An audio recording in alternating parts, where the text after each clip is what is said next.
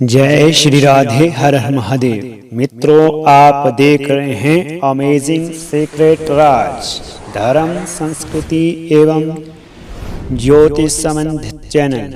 और आज हम सूर्यपुत्र दानवीर कर्ण के पूर्व जन्म पर विस्तृत इतिहास लेकर आए हैं।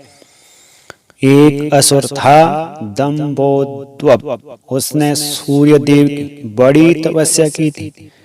सूर्यदेव जब प्रसन्न होकर प्रकट हुए और वरदान मांगने को कहा तो उसने अमरत्व का वरदान मांगा। सूर्यदेव ने कहा, यह तो संभव नहीं है। तब उसने मांगा कि उसे 1000 दिव्य कवचों की सुरक्षा मिले। इनमें से एक भी कवच सिर्फ वही तोड़ सके जिसने 1000 वर्ष तपस्या की हो। और जैसे ही कोई एक उस कवच को तोड़े, वह तुरंत मृत्यु को प्राप्त हो जाए। सूर्यदेव बड़े चिंतित हुए। वे इतना तो समझ ही पा रहे थे कि यह असुर इस वरदान का दुरुपयोग अवश्य करेगा, किंतु उसकी तपस्या के आगे वे मजबूर थे। उन्हें उसे यह वरदान देना ही पड़ा। इन कवचों से सुरक्षित होने के बाद वही हुआ जिसका सूर्यदेव को डर था। दंभोद्भव, जिसे सहस्रा कवच भी कहा जाता है, अपने सहस्र कवचों की सहशक्ति से अपने आप को अमर मानकर मन चाहे अत्याचार करने लगा। वह सहस्र कवच नाम से जाना लगा। उधर सती जी के पिता दक्ष प्रजापति ने अपनी पुत्री मूर्ति का विवाह ब्रह्मा जी के मानस पुत्र धर्म से किया। मूर्ति ने सहस्र कवच के बारे में सुना हुआ था और उन्होंने श्री विष्णु से प्रार्थना की कि इसे समाप्त करने के लिए वे आए। नारायण जी ने उसे आश्वासन दिया कि वे ऐसा करेंगे। समय क्रम में मूर्ति ने 2 जुड़वा पुत्रों को जन्म दिया, जिनके नाम हुए नर और नारायण। दोनों 2 शरीर में होते हुए भी एक थे। 2 शरीर में एक आत्मा। विष्णु जी ने एक साथ 2 शरीरों नर और नारायण के रूप में अवतरण किया था। दोनों बड़े हुए। एक बार दंभोद्भव इस वन पर चढ़ा, तब उसने एक तेजस्वी मनुष्य को अपने ओर आते देखा और भय का अनुभव किया।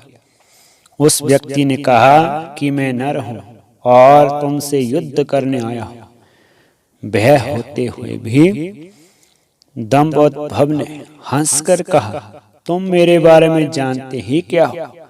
मेरा कवच सिर्फ वही तोड़ सकता है जिसने 1000 वर्षों तक तप किया हो। नर ने हंसकर कहा कि मैं और मेरा भाई नारायण एक ही है।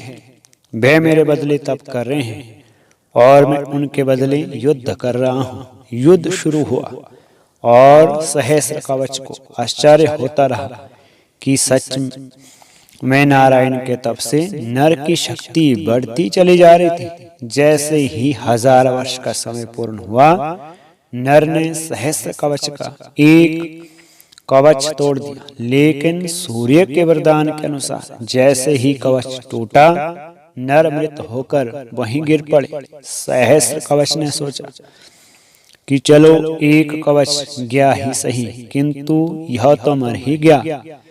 तभी उसने देखा कि नर उसकी ओर दौड़े आ रहे हैं और वह चकित हो गया। अभी ही तो उसके सामने नर की मृत्यु हुई थी और अभी ही यही जीवित हो मेरी ओर कैसे दौड़ा आ रहा है। लेकिन फिर उसने देखा कि नर तो मृत पड़े हुए थे। यह तो हूबहू नर जैसे प्रतीत होते उनके भाई नारायण थे, जो दंभोद्भव की ओर नहीं बल्कि अपने भाई नर की ओर दौड़ रहे थे। दंभोद्भव ने अट्टहास करते हुए नारायण से कहा कि तुम्हें अपने भाई को समझाना चाहिए था, इसने व्यर्थ ही अपने प्राण गंवा दिए। नारायण शांति पूर्वक मुस्कुराए। उन्होंने नर के पास बैठकर कोई मंत्र पढ़ा और चमत्कारिक रूप से नर उठ खड़ा उठा।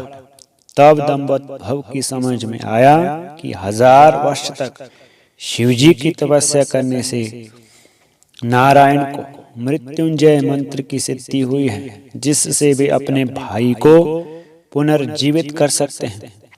अब इस बार नारायण ने दंपत भव को ललकारा और नर तपस्या में बैठे। 1000 वर्षों के युद्ध और तपस्या के बाद फिर एक कवच टूटा और नारायण की मृत्यु हो गई। फिर नर ने आकर नारायण को पुनर्जीवित कर दिया और यह चक्र फिर चलता रहा। इस तरह 999 बार युद्ध हुआ। एक भाई युद्ध करता तो दूसरा तपस्या। हर बार पहले की मृत्यु पर दूसरा उसे पुनर्जीवित कर देता। जब 999 कवच टूट गए तो सहस्र कवच समझ गया कि अब मेरी मृत्यु हो जाएगी। तब युद्ध त्याग कर सूर्यलोक भाग कर सूर्य देव के शरण में गए। नर और नारायण उसका पीछा करते वहां आए और सूर्य देव से उसे सौंपने को कहा, किंतु अपने भगत को सौंपने पर सूर्यदेव राजी ना हुए। तब नारायण ने अपने कमंडल से जल लेकर सूर्यदेव को श्राप दिया कि आप इस असुर को उसके कर्म फल से बचाने का प्रयास कर रहे हैं, जिसके लिए आप भी इसके पापों के भागीदार हुए और आप भी इसके साथ जन्म लेंगे इसका कर्म फल भोगने के लिए। इसके साथ ही त्रेता युग समाप्त हुआ और द्वापर का आरंभ हुआ। समय बाद कुंती जी ने अपने प्रदान को जांचते हुए सूर्यदेव का आवाहन किया और कर्ण का जन्म हुआ। लेकिन यह आमतौर पर ज्ञात नहीं है कि कर्ण सिर्फ सूर्य पुत्र ही नहीं बल्कि उसके भीतर सूर्य और दंपोद्भव दोनों हैं। जैसे नर और नारायण में 2 शरीरों में एक आत्मा थी, उसी तरह कर्ण के एक शरीर में 2 आत्माओं का वास है, सूर्य और सहस्र कवच। दूसरी ओर नर और नारायण इस बार अर्जुन और कृष्ण के रूप में आए।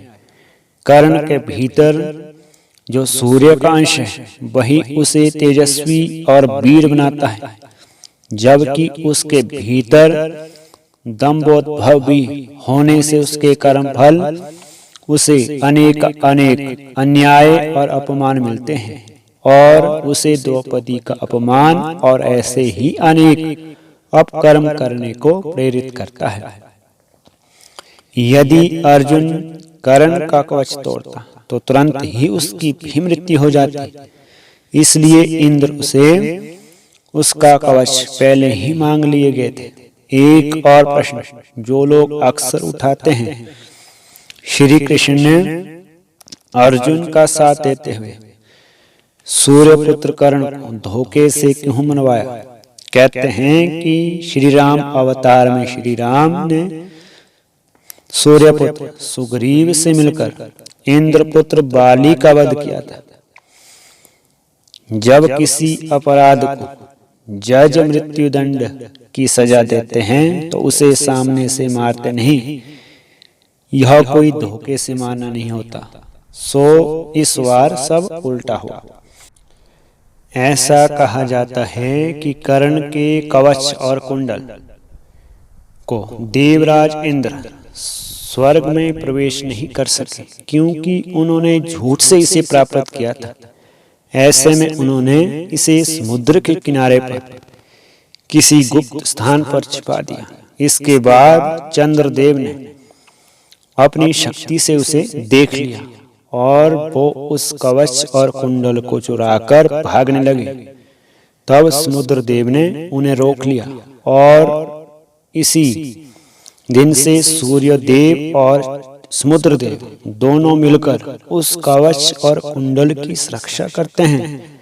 ऐसा कहा जाता है कि इस कवच और कुंडल को जगन्नाथपुरी के निकट कोरनाक में छुपाया गया है और कोई भी इन कवच और कुंडलों तक पहुंच नहीं सकता है, क्योंकि अगर कोई इस कवच और कुंडल को हासिल कर लेता है तो वो इसका गलत इस्तेमाल कर सकता है। जय श्री राधे, हर हर महादेव। मित्रों, इसी तरह की विस्तृत जानकारी और पौराणिक इतिहास के लिए हमारे चैनल के साथ बने रहे। चैनल को लाइक करें, शेयर करें, सब्सक्राइब करें। जय माता दी।